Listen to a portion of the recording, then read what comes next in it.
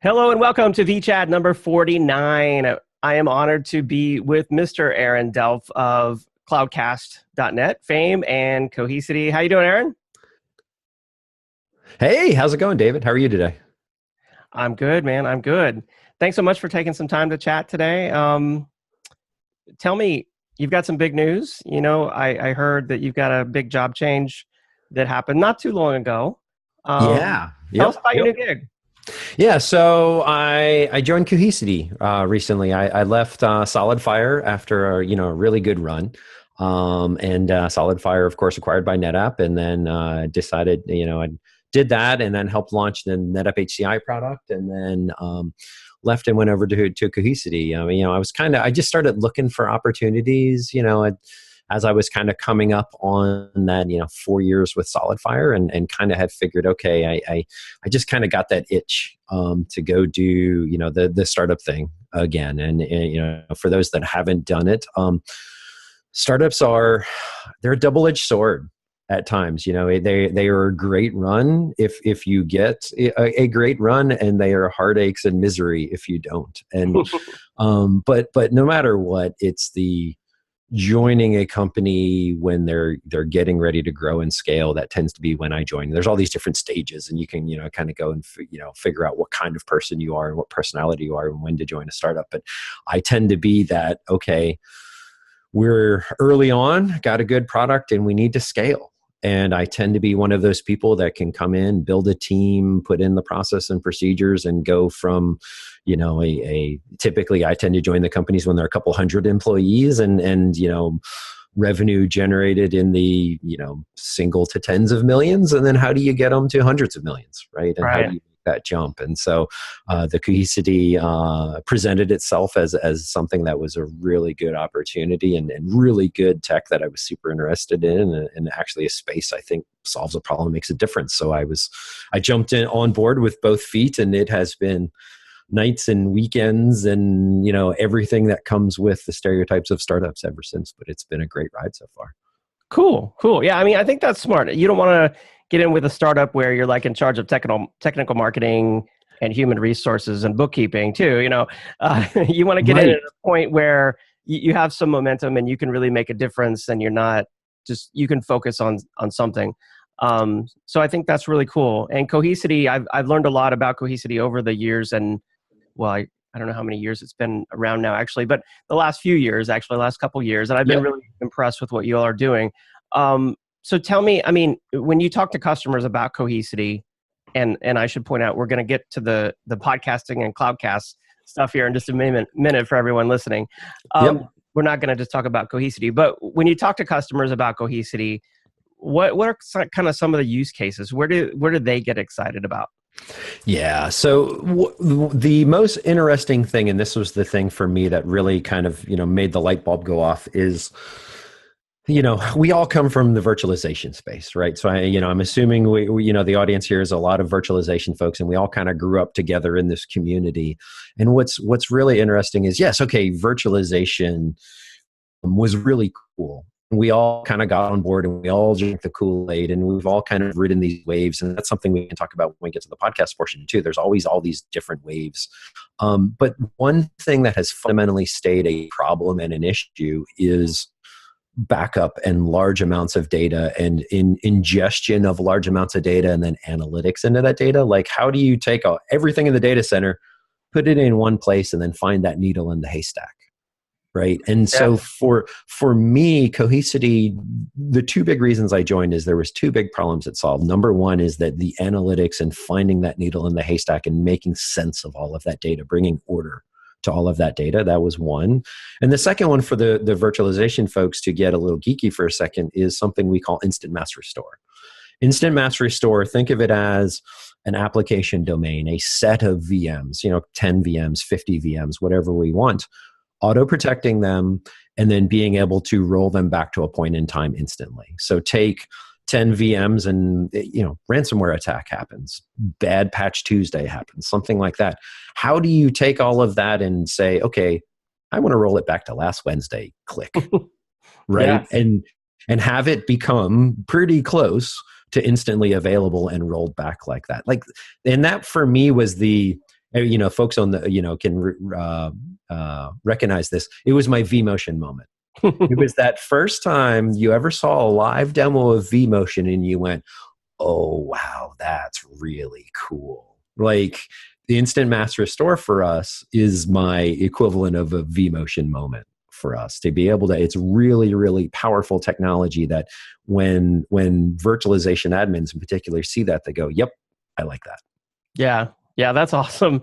I mean, going back to my kind of data center days, I mean, you always had the SAN, which you put your production data on and spent a fortune on. But then you started moving everything else to the SAN, and then the SAN developed this kind of overwhelming, data problem. Didn't have enough performance, didn't have enough capacity, and I think a lot of companies still struggle with that. And to me, Cohesity solves that problem by protecting the data, offloading the data, making the data searchable, analytics, all that kind of stuff. And I know for virtualization admins, specifically Cohesity makes restores possible that otherwise would be extremely painful. Like, isn't there like vCenter, some sort of? That's right. Yeah, we actually have you'll have to. I don't have any links handy, but maybe we can kind of dig them up. But we actually did, and actually it was started over one of our SEs over in Europe. Started it. It was the your vCenter is down now. What? Center. Yeah. and how do you not just protect the environment, your VMs, but how do you protect your vCenter just turned into a big smoking crater? How do you get it back, and how do you get it back quickly? Right. And so it's a super interesting video and presentation that again is how do we add value to the virtualization community? Yeah, and I saw you can even do that for VMware Cloud on AWS with Cohesity. Yes. So, yeah, some very cool stuff there. So tell me about this team that you're building at Cohesity. You got any openings? Yeah. So, it's interesting. So the title is, I run a set of teams, if you will, called Technical Solutions Marketing, and little bit of everything. So, my background has always been solutions, background of solutions and converged infrastructure, solutions back working for a reseller in the, when the stacks weren't even converged infrastructure. It was like, hey, go buy some Dell servers, a NetApp SAN, and some VMware, and put it all together, right? And E+, that's what I meant. Yes, you worked at E+. Yes, it was E+ technology way back in the day, and typically with some Linksys or HP switches, right? Like right. The combinations you see would just boggle your mind. But you start to get that solutions hat developed with that kind of experience of everything is a jigsaw puzzle, right? Like at the end of the end, you need solutions and you need an application and you want to solve the problems for the business, but the infrastructure is nothing more than jigsaw puzzle pieces, and do they fit together or do they not? And that's something that has been my career and my passion in starting these teams and kind of building them up is what I really like to do. And so we have a number of teams and a number of openings that is exactly that. It's technical marketing, it's competitive, it is, field architect kind of roles that are both inward facing in the labs, like go design those solutions and then go evangelize and talk and enable other folks to then learn about that and scale it as well. So yeah, that's kind of the mission and the goal of the team right now. Awesome. And I know. Yeah, and I'm hiring. I can't keep up with my hiring right now. We're kind of in a hyper growth stage. Again, startups are fun, but they're also, I was up till very late last night just working on a hiring plan and trying to get Rex open fast enough. So it's definitely an interesting time to be in the industry. Wow. And I understand Cohesity just opened a new Raleigh, North Carolina office, which is growing.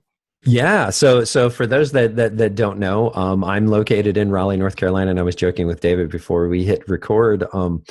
I haven't worked in an office actually since my E+ days here in Raleigh. So it's been over 10 years. And so it's kind of weird having an office here in town. I'm used to managing remote teams and I'm used to getting on planes a lot, but it's nice to have an office again. It's nice to have a desk with my name on it. And, if it's a maybe not so much a snow day, but a teacher work day here with the kids in the house, our house in the neighborhood tends to be the house where everyone congregates to. And you can see, I just moved, there's boxes back here and I've got a sheet over the window because I don't have any blinds up yet, but we tend to have that house. And And, I would actually have to go work in a Starbucks for the day, or go, to a Panera for the day, because there was nowhere for me to go. And to have that home that I can go and just work in sometimes is actually really nice. And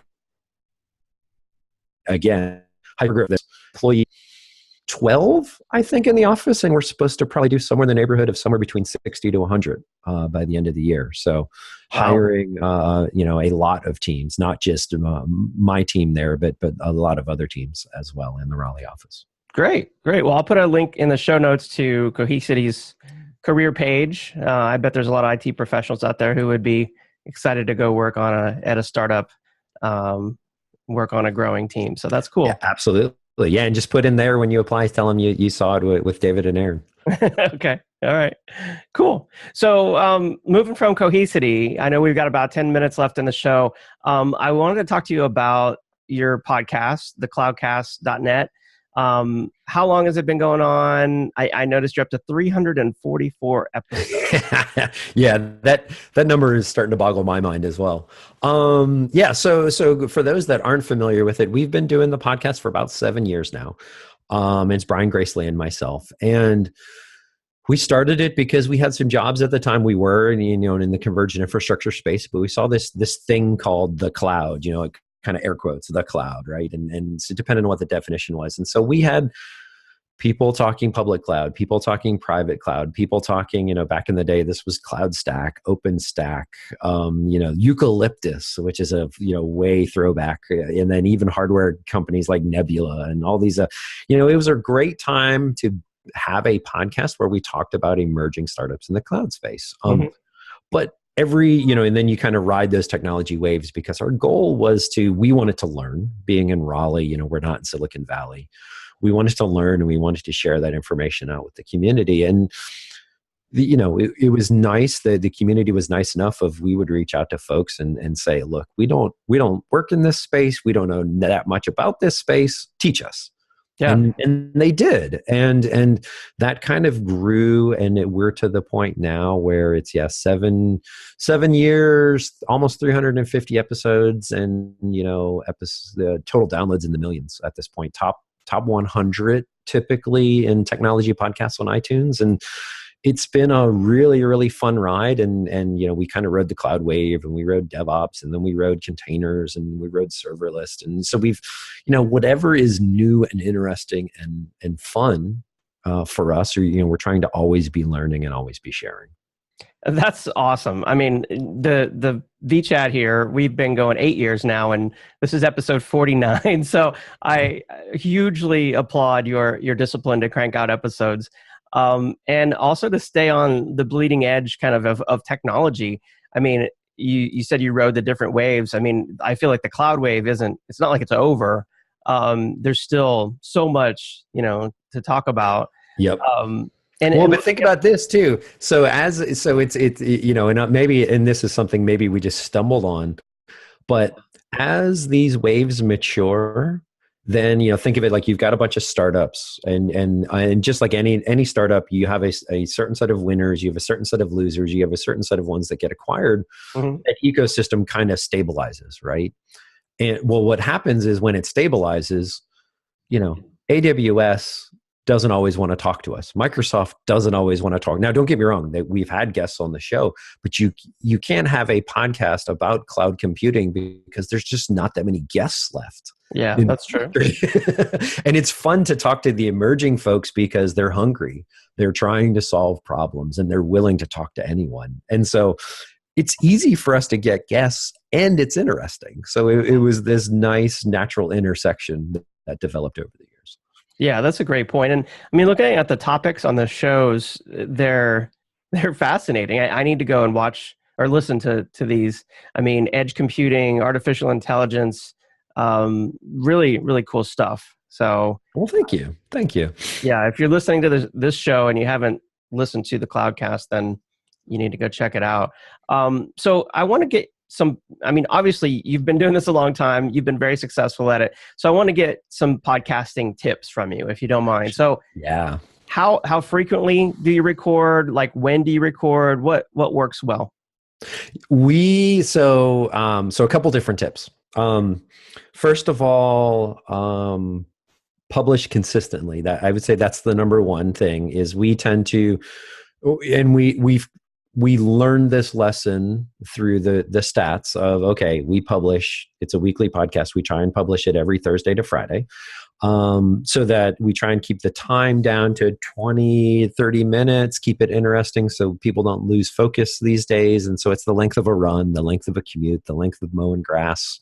We try and get it out before the weekend so people can consume it over the weekend. But how do you stay consistent? That was the hardest thing. For us, a couple different things.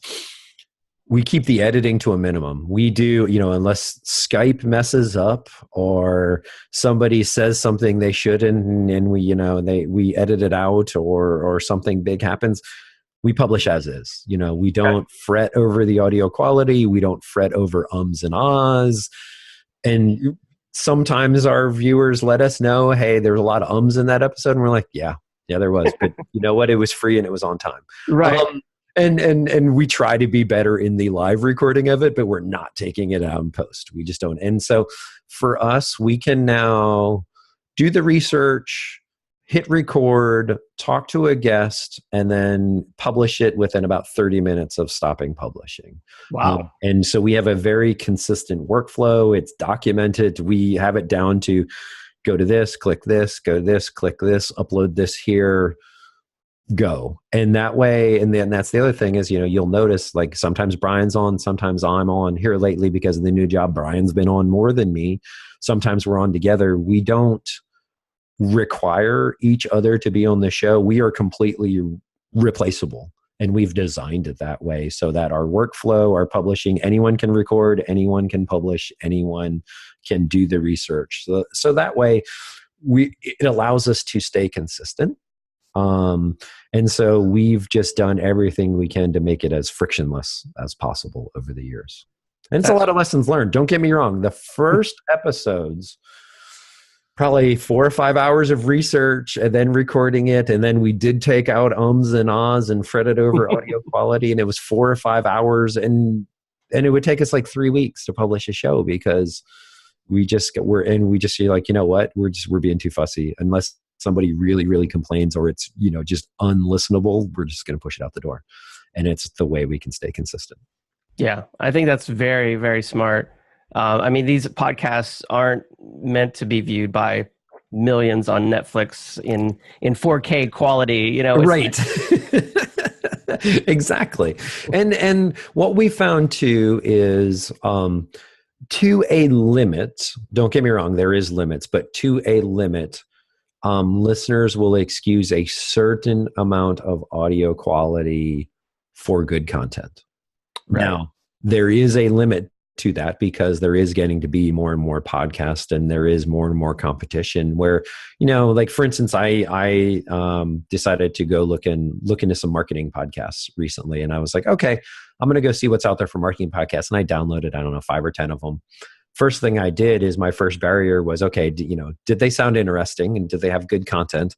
But then my next barrier was the quality of them. And I was like, okay, yeah, these two seem pretty good, but this one's a lot better audio quality. So then I deleted the other one. Right? So like, how do you make it to the top of people's playlists is something that's constantly in mind. And these days, the audio quality does matter. And that's why, we've got them, we invested in good mics and try and do everything we can to make the recording sound good the first time so that we don't have to clean as much up in post-production. Right. To you and Brian, like one of the ones I listened to years ago, you said, we're sitting around my kitchen table. Right. You and Brian. So there's a couple of things around that. We have both our, kind of remote gear and that's the one I'm talking to you on now. And then we actually have trade show gear, which is a set of 4 mics with a small recorder. And so we have a trade show kit. It costs a couple $100. And it's really good quality actually. So depends on where we are and what we're doing. We have recorded them in person and we do have that. And then we have these as well, but there is a running joke. We always say the massive studios in Raleigh, North Carolina. And it was a running joke. And unfortunately, even the picture is lost to time because we posted it on Twitter and I don't think we saved it. And I even went back and it was one of those like photo bucket services that's no longer even around. So you can't even find the picture. I found the tweet, but the tweet's not there.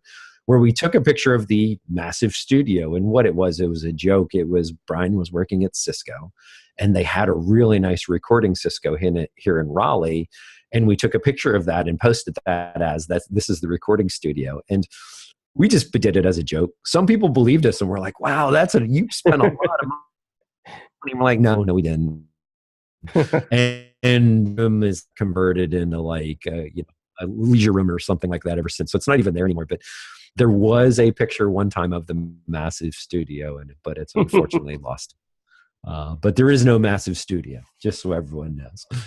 So do you guys record like just whenever your guests are available? Do you have a certain slot like every day or every week at 10 a.m. on Thursday, or? We've tried. And so that has actually goes through trends, I guess is the easiest way to say it. And it honestly depends on our lives. So Brian and I both have very active daughters. And, so sometimes, their activities in the evening, we went through a phase where we only recorded at like 9:00 or later at night because the kids were home from activities and, decently in bed or going to bed and to where we could record, and we just kind of would shut doors. And so we would ask her, a lot of them are Pacific. So we'd say, hey, 6:00 Pacific, can you record a podcast? And a lot of folks did. But then, activities kind of changed, and then we kind of moved to, we're going to record during the day sometimes. And we did that but we did try and offer standardized times of, we record every week at this time. Can you make it? But now here lately, Brian's career, he travels a lot. I travel a lot to where even that's out the window. So now we just kind of we schedule one and we send an invite to the other person. And if they can make it, great. And if they don't, we record them and we just kind of dump them into a folder. And we have a backlog of probably, 3 to 4 weeks of shows at any given time that we just push one out every week, and we just kind of keep that pipeline going. And we've been better about that. It's this way, actually, although you get less of both of us together from a recording and production standpoint, has been better because it's the first time we have ever been able to get a backlog going of, we both travel for a week and we don't anticipate it. Oh, cat on my desk. That's okay. We can just push out a show that week and we're covered, and we're not like, we weren't able to record. Yeah, that's great for the audience to have that backlog, and it appears that they come out every week no matter what, Right. So right. Cool. Any stats you want to share after 7 years of recording? Yeah, so it's over 2 million downloads. I do know that. Wow. If I had to guess monthlies these days, probably somewhere in the neighborhood of 65,000 a month.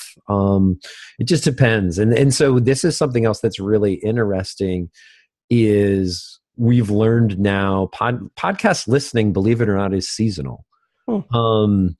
People listen a lot in spring and going into summer. And then over the summer, people don't listen to podcasts hardly as much. Our stats go down very consistently in the summer. They drop off. I wouldn't say dramatically, but 10, 20% in the summer. And then pick up in the fall and then go right through the holidays. You get a lull in the holidays, but then like the Christmas break, everyone is on vacation, and then you get a huge spike then. And so you can almost predict now, trends and patterns in listening. So even on even throwing out like a monthly number isn't nearly, we used to fret of like, oh gosh, we're down this month, but it's like after however many years of being down that month, now we know it's like, that's a down month. And so now we tend to track on an annual basis more than anything. Yeah. Do you come up with a list of questions for your guests like ahead of time, or how do you know what to talk about on a topic that you might not be, an expert on? We've been decently, so we do a good bit of research, and actually that's something I would say for us personally, I actually really enjoy because it forces me to go learn just a little bit about everything, IoT, edge computing, cryptocurrencies, whatever you name it. We have to go figure out what is the space, what is the guest or that company been talking about. We typically like to ask, and it's some of the qualifying questions of a basic startup. What problem do you solve? Where do the market. And so there is a certain amount of questions that when you're talking emerging tech, you can just ask those. There's kind of the standard questions, but then there is the topical ones, per category. Like, for instance, we did one on industrial IoT, and it was a company that actually did IoT devices for farming. And so Wow. we're asking questions of like, okay, how do you protect a device in a field from weather Yeah. and pests and the tractor running over it? And so you get some really, really interesting things that you find in your research that, kind of stretches us of, I would never even consider things Yeah. like that. And it allows us to really, I enjoy that portion of it. I love the collecting data portion of any podcast without a doubt. Awesome. Well, I think we're about wrapping up our time here, but I need to do some listening, obviously, to the Cloudcast. And I want to thank you for being on the show, and thank Cohesity. I know Cohesity is going to be presenting on the event that I'm moderating this Thursday, the Storage Megacast. And you were on the Megacast recently, so thank you. Enjoyed that. I want to say I think it was last month, March. Yeah. I don't know. It's all running together at this point. Yes, I was on. It was great. I had a fantastic time, and I certainly encourage everyone to listen. Good. And, great tips on the podcast. I need to follow some of these myself. And thanks for being on it. Where should people contact you, Aaron? The easiest way is through Twitter, Okay. especially, I have DMs open with all the hiring I'm doing. So it's just at my name, at Aaron Delp, AARONDELP. Okay. This way. And for the Cloudcast, you can just kind of Google Cloudcast these days, but it's cloudcast.net and at the Cloudcast.net on Twitter as well. Awesome. Well, thanks for being on, Aaron. Absolutely. Thank you, David. Take care, buddy.